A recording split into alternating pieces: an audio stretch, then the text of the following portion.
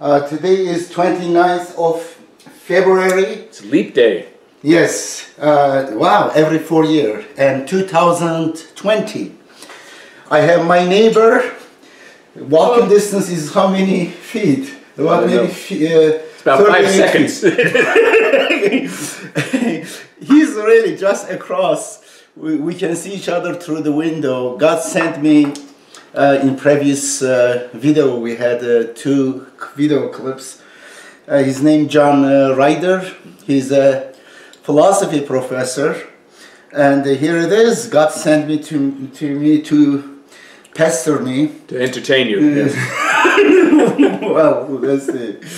And he's an atheist one, and he's really has a lot of experience in Middle East too. Has been in Kazakhstan and Turkey. Azerbaijan. Azerbaijan. And Turkey also. And Turkey and the Emirates. Emirates and Malta. Malta. Yeah, very interesting. Russia a lot. Yeah, he even knew about Ramadan. He knew about, here is olive and feta cheese. Look at this delicious cheese. Very good too. Cheese and olive is enough. And bread. But I don't have real bread, the Turkish bread. This is good for your brains. Walnut. And this is the date reminded him of Ramadan. And I don't have the sour yeast bread. I have in fact a friend every Thursday evening he comes with bread evening. Oh yeah? He goes from a beautiful boutique, the best bread maker guy from south. He gets bread and he shares with me, and of course I bring these things, we have feast. Anyway, this gentleman is a philosopher. But we don't have a really contentious debate because he is not as hyperactive as I am. He's very calm, reserved, like typical academician who are in their ivory towers. I'm trying to kind of a little bit let him be more casual as I am, but he's a very serious academician, which is we create a contrast, correct?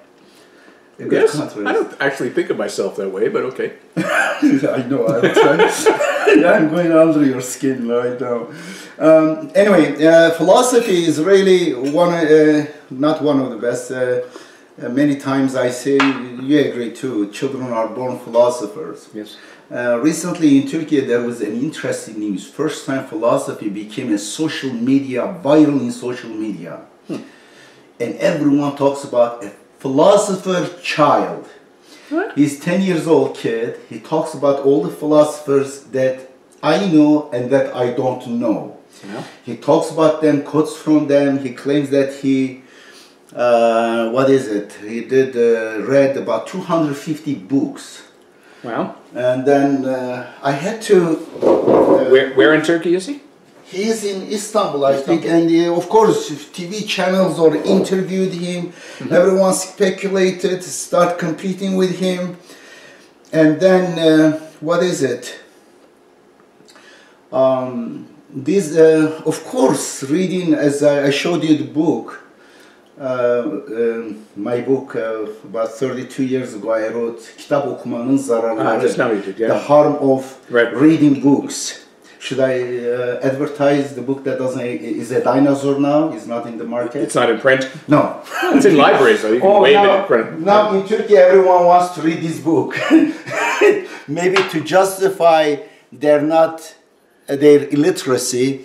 And of course here I criticize of reading just books for the sake of reading any book, and by this way losing their critical and creative thinking capacity, correct skills, and becoming a memory.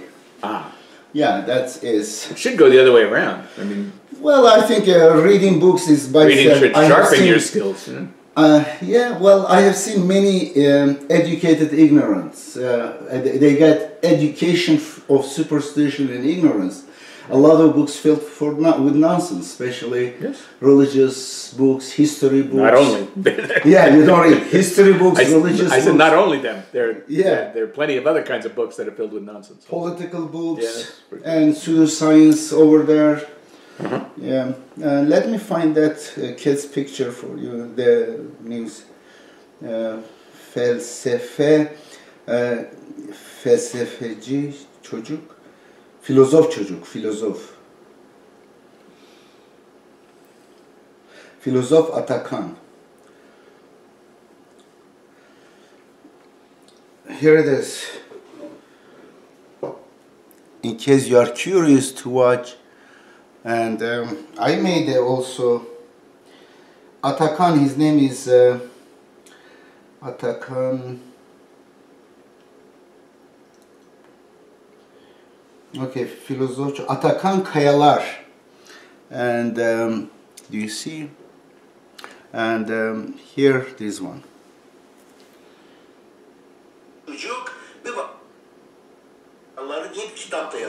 Okay, hold on. Showing off the book. Yeah, because it is pertinent to. All right, to this point.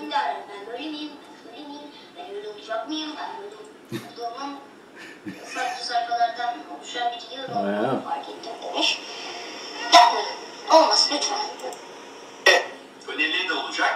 Peki seni takip edenler, seni merak edenler... Çocuklara psikoloji öğretmekte büyük bir sıkıntı vardır. İnsan hep kendinde bir şeyler arar. Okay, now this is an important topic because in some countries when the people talk about philosophy, even teaching philosophy is more than exercise of philosophy, engagement in philosophy. It is about teaching the history of philosophy, talking about philosophers, what this one is thinking the other, mostly quotation. But and the students are expected to memorize their names and whatever they say, even sometimes maybe their dates. It becomes a journalism or history of philosophy rather than students engaging in philosophy themselves. Right. Yeah. A lot of European philosophical education is that way. Oh, really? In Turkey it's the same way. Yes. And then when I listen to a philosopher, oh my gosh, he's not using his own mind, he's philosophy professor.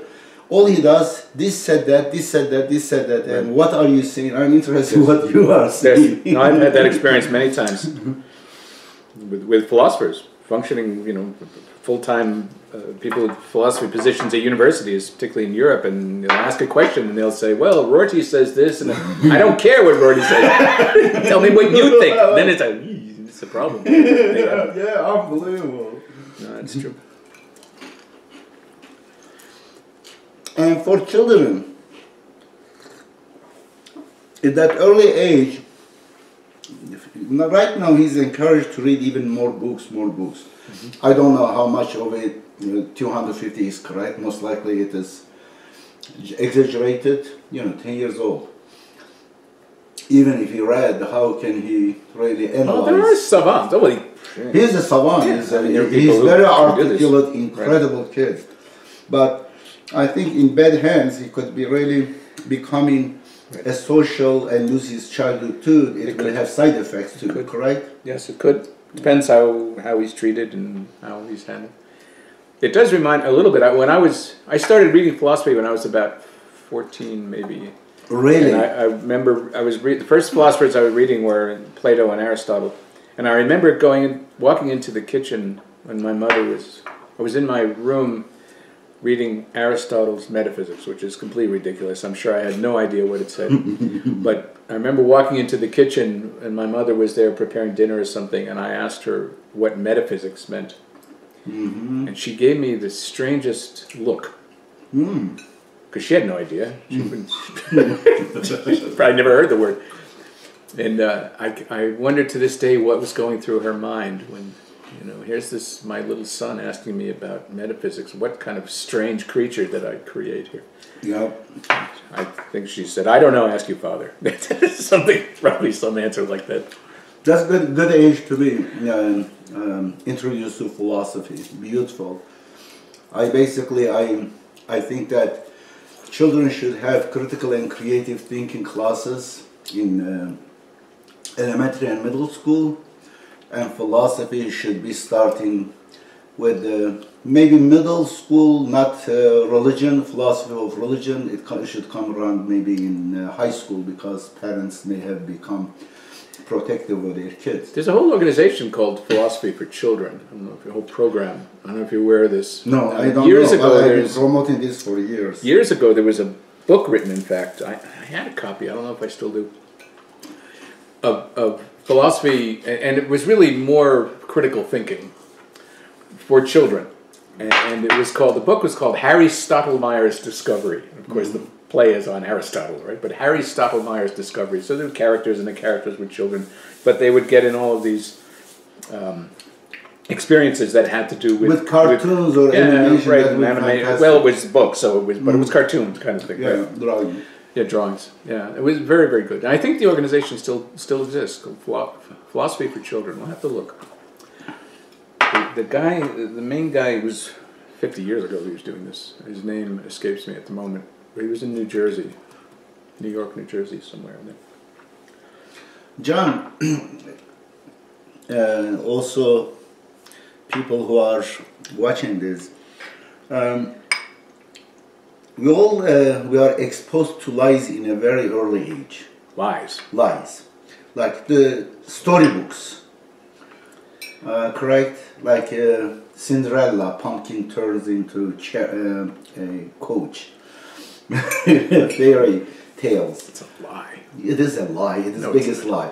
Okay, and then we go to, and then we are exposed to lies in what, maybe in history books, as about exaggeration of our or glamorization of our past atrocities. Mm-hmm. And we go there, and then we'll go to temples and mosques and synagogues and churches, and the biggest lies are packaged as a holy, and we are subjected to that. And we read fiction books are lies. No, and that's a huge mistake. Okay, okay. Of course, I know that. And then movies are lies. And they are the most cherished things in our lives, lies and lies, and actors are liars, politicians are liars, and then we end up living in a world of lies, tainted with lies. Lies introduced as lies, and lies introduced as facts, lies introduced as holy, absolute truth, but all they kind of, I think, they affect our logic and brains in negative way. And therefore, I know you will say imagination is great, but for a child, if you are creating contradictions in their mind with the real world, then they will create two kind of personality attitudes. One is reasonable, the other unreasonable, but it is fantastic, it is good, it is delicious. They become addicted with that, and they find solace in their difficult time in those fantasy world, but it could be very harmful fantasy. Go ahead, defend lies. Yeah, I disagree with almost all of that. I love it. Almost. Almost. Not quite. Okay. Well, I don't think we should use the word lies quite so broadly, because it deprives the word of its moral power. Okay. When we use it that broadly. I mean, some assertions really are lies in the sense of deceives people. Yeah, deceptive and intending to deceive and take advantage. Right, and manipulate and so on. Those are lies. Okay. But you lump a lot of other things together with that I don't think should properly be called lies. First of all, people can be mistaken without lying. So you can say things that aren't true because you're confused or you're simply mistaken about it for one reason or another. That doesn't make it a lie. It makes it not true. And so we, all have to engage one another in ways. We don't accept everything we read. I hope we don't accept everything we see, not because people are necessarily lying to us, but because they could be mistaken, or they could miss something that's pertinent or relevant to a discussion, and that we can see. So we can add, we can improve an idea, we can correct an idea, but doesn't mean there's anything called a lie in there. But the other big point I would make in response to what you just said is that I do think it's an extraordinary mistake to consider fiction to be lying, to be lies. Come on. Fiction is no.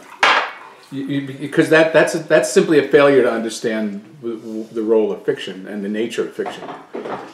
Fiction is an entirely other order of experience. Not entirely other. It connects to the world, of course, the non-fictional world. But there's a great deal in this new book I have coming out. I talk quite a lot about the veridical power of art, the ability of art to convey knowledge. And that includes literature. It also includes visual arts and others. Short stories and movies, correct? Yes, all of that. All of that can convey knowledge, just as assertions and propositions in like history books and philosophy books and newspapers can convey knowledge. They don't necessarily convey knowledge, but they can, and so can art, including fiction. And sometimes fictional contexts can be even more powerfully cognitive, more powerfully veridical in the sense of telling the truth than even non-fictional assertions and contexts for various reasons. They can be more emotionally powerful depending on how it's handled. So it seems to me just a failure to understand what fiction is and how it works to call it a lie. That's not to say that fiction is the same as non-fiction. It's not. But we have to understand, examine the differences and how they intersect and how each works and so on. But through these fictions or movies, certain very bad ideas or bad acts can be really made it attractive to the young minds. But that's true of nonfiction as well. Yeah, but the lies. But there are lies and there are misleading information and there are mistakes in nonfiction as well as fiction. But fiction is not a lie by itself any more than nonfiction is a lie. Lies are possible across both, of course. Yeah, as our mistakes are possible. But in fiction, there is much more license to lie and get away with it. Because it is hidden in it. It is hidden in emotions, in the literary. A very good poetry could really sell a very bad idea. Certain proverbs, if they are put in a poetic way, very literary, great ways, it lost in people's mind and mouth for centuries, generation. It is good. For example, let me say, kızını dövmeyen dizini döver. There is a little bit kind of rhyme in that. Kızını dövmeyen dizini döver. Whoever doesn't beat his daughter will beat his knees, mean will regret. And there are similar. Mesela din akıl dini değil, nakil dinidir. The religion is, they say for Islam, is not the religion of reason, but it's the religion of narration. But when they put it in rhyming, in few kind of, and good literature is really a good conveyor of very bad viruses. It can be very powerful, yeah. But it can be equally powerful as a conveyor of insight and truth. I see. Okay. Can you give me an example of a good movie or a fiction that really convey great ideas? Sure, I can give lots of examples. Like 1984? Well, there's one. Yes, that's an example. In print, because I've written about this actually quite a lot. This is your topic? Partly, yeah. It's one of them. The new book that's coming out soon, the Knowledge, Art, and Power, has a lot about Very this. Very interesting. I didn't know that. Look at this. Yes. Here converges. Right. Well, I've made the case, for example, that one can learn more, or one can learn at least as much about psychology from reading Dostoevsky as one can from any book in psychology, and maybe more. Because the science of psychology has gone off in a certain kind of direction that doesn't, at least to my mind, often doesn't convey a sense of understanding people and their behavior and so on. Whereas the motives, you read motives and what's the background and all this stuff. Yeah, all that exactly. So literature, in good literature, can do extraordinary work in that regard. There's an example. If you want to get a sense of the horror of war, for example, look at Picasso's famous painting, Guernica. Mm-hmm. And look at it closely. Guernica is the name of the painting. He painted it in response to an event during the Spanish Civil War when the Germans were helping the Spanish fascists in the Civil War, and German bombers bombed a marketplace in the Basque town of Guernica and killed people. And Picasso was outraged by this, so he painted this painting. It used to hang in New York, actually. It was in the first time I saw it was I was a teenager in Museum of Modern Art in New York. It now hangs in Madrid. But it's a marvelous painting, and it can give you a sense of the terror of the experience of an attack like that, of a war, that, you know, us talking to each other or writing about it in history books was very difficult to convey. So there's another example of art, helping us understand something, which in my mind counts as knowledge. And there are lots of examples. There are films that, if you want, one of the example I like to use is there was a prominent Broadway show in the 50s, and then a film of it in the 60s, came out in the very early 60s, I think, called, it's a little bit, oh yeah, there you go, called West Side Story. Do you know this? Of course. Yeah. It was a love story too. It's a love story. It takes, well, it's based on Romeo and Juliet. Yeah. And the music is by Leonard Bernstein. It's a marvelous thing. But there's part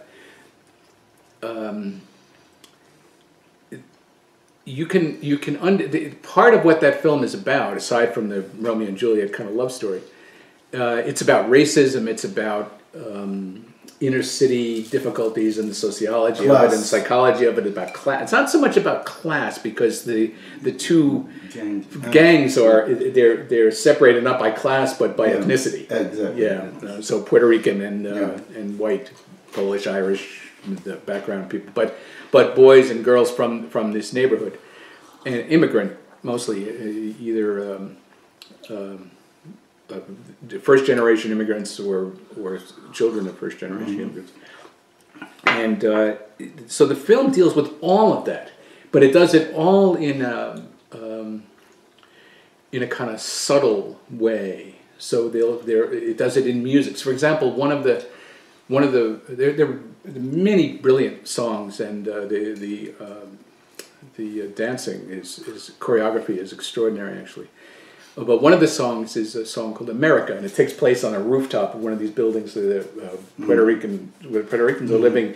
And if you watch it again, if you haven't seen it recently, because it's a kind of contrapuntal back and forth between the girls and the boys, right? Mm-hmm. But the girls, whenever they sing, they're singing about the material opportunities that being an immigrant in the United States presents. They can have a job, they can open their own shops, they can do it. So for them, they're always singing about that side of it. The boys, when they respond, are always singing about the identity and the racism they face. I see. Mm-hmm. So you get lines like, everything's right in America, the girls say, and the boys say, if you are white in America. And it's like that. The whole song is like that. Yeah, it's extraordinary. So here's a way you can do this artistically, in the music and in the choreography and in the costumes and in the attitudes and the postures and everything else, that you just can't, and there have been thousands of books written about this. But not as effective. There's a punch in the art. It's the same thing you're talking about. The problem is that same punch can deceive. Yeah. Right. But that's not unique to art.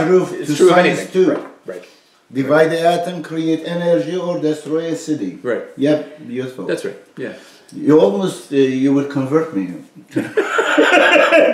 I have read very few fictions, but I read really good fictions. I have problem watching movies when I see insulting my intelligence. there are a lot of films I cannot watch problem. because too Right. stupid. Yeah, there's a lot of stupidity. That's a fact. I said, this guy while writing the script must be drunk. What is it? I cannot follow anymore. Right, and sometimes there's both. There's stupidity alongside something interesting, you know. How did this happen? Right? And a moment ago, before we recorded, we talked about his life. I just learned that he's married for how long? Well, we've been together 20 years. 20 years. Almost. And his wife teaches where? Tell me louder.